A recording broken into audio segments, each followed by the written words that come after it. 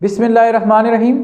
आज की इस वीडियो में हम एनीमिया यानी कि खून की कमी के बारे में बात करेंगे कि आपको एनीमिया क्यों होता है, इसकी काजेस क्या होती हैं और आपने अपनी डाइट में ऐसी कौन कौन सी चेंजेस करनी है जिसकी वजह से आप ख़ुद को एनीमिया यानी कि खून की कमी से बचा सकते हैं।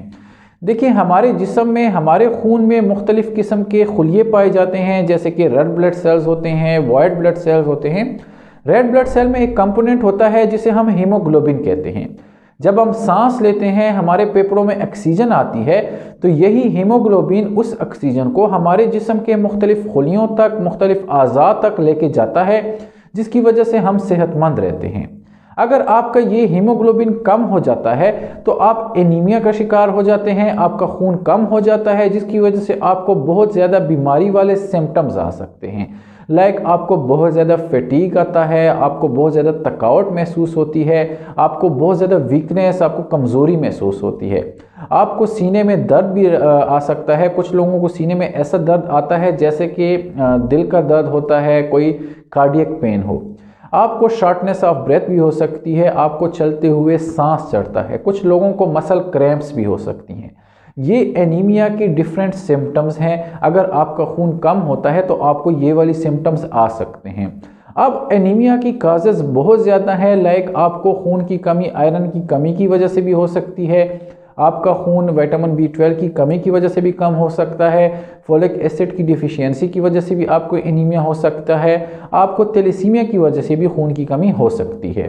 आज की इस वीडियो में हम ऐसी डाइट पे फोकस करेंगे जिसकी बेस पे आप काफ़ी हद तक विटामिन B12, आयरन और फोलिक एसिड की कमी से खुद को बचा सकते हैं।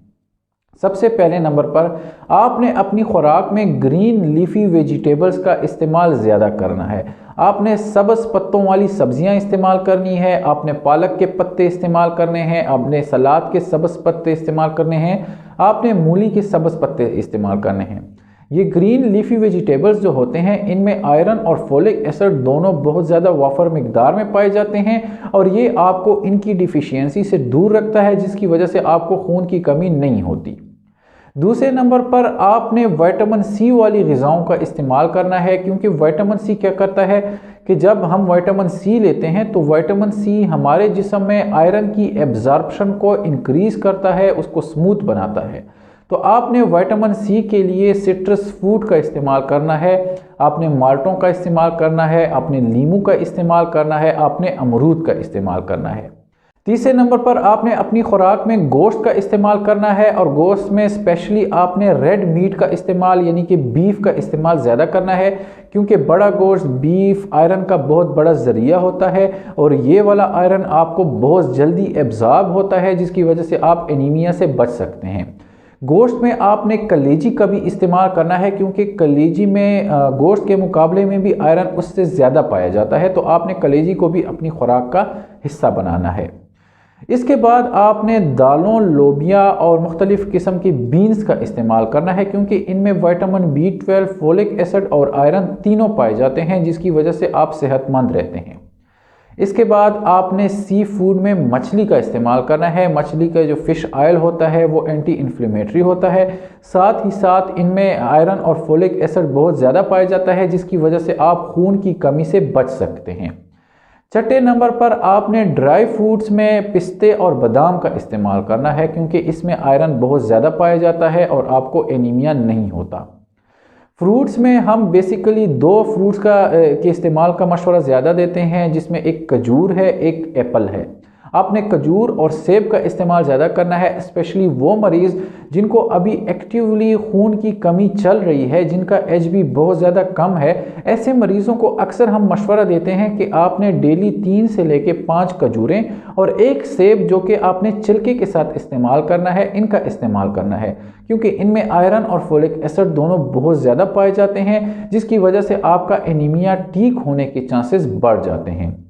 ये डाइटरी मॉडिफिकेशंस थी जो कि आपने अपनी खुराक में करनी है, जिसकी वजह से आप एनीमिया से ख़ुद को बचा सकते हैं। इसके बाद कुछ लाइफस्टाइल मॉडिफिकेशंस हैं जो कि आपने अपनी ज़िंदगी में लानी है।